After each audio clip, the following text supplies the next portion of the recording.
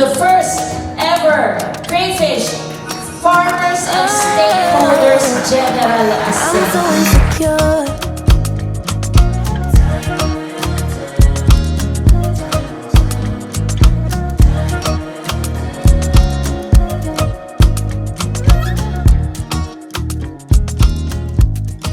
Will be working together in shaping the future of the crayfish industry, not just in Central Luzon. Past.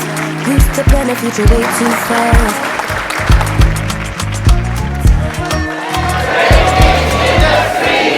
As our team, kailangan natin strengthen ang ating industry based doon sa mga guidelines. Little by little, mag-elevate na yung ating crayfish industry.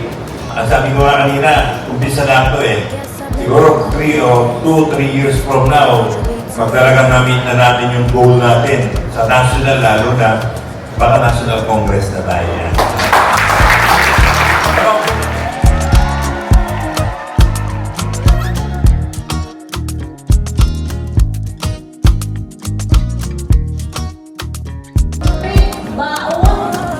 Ryan Osengla. Guess I blame it on my past. Used to plan the future way too Ang guidelines fast. na to ay isang regulasyon upang protektahan ang inyong negosyo, syempre. Protektahan ang environment. At syempre, meron pa rin sustainability. Kailangan hindi masira ang kalikasan natin.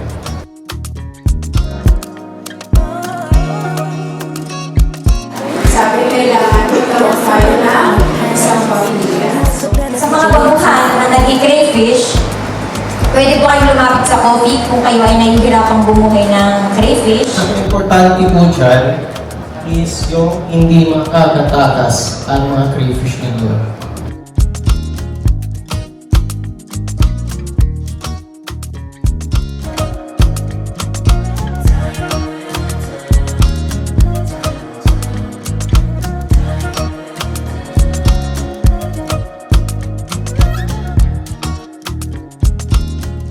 So, ang mandato po ni PCIC is to provide insurance protection to our agricultural farmers against losses of their crop from natural calamities, pests, and diseases. Kayo pa lang yung kauna-unahang crayfish organizations nationwide. Meaning, kami po ang magtutulak para number one, magkaboses tayo sa national government. So yun po yung main objective ng COFI, no? Kasi po pag hindi tayo nabuo, wala po tayong boses.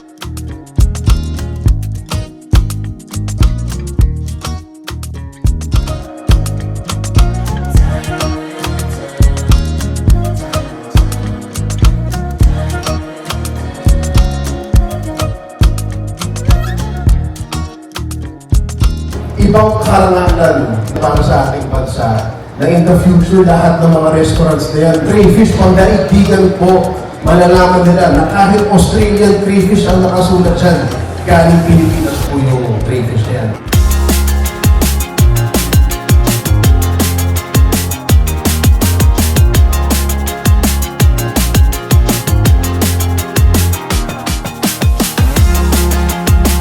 Alam niyo po yung coffee, sa totoo lang, 4 years ago, ko pa alam kung saan mapupunta ang industriya nito.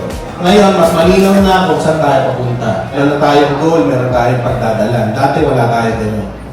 Kaya pag nagkaroon kayo ng problema, try nyo mag-contact kami, try namin tulungan kayo. Yun lang yung mapapromise ko, tutulungan namin kayo. Kasi gusto ko talaga na tuloy-tuloy itong industry nito.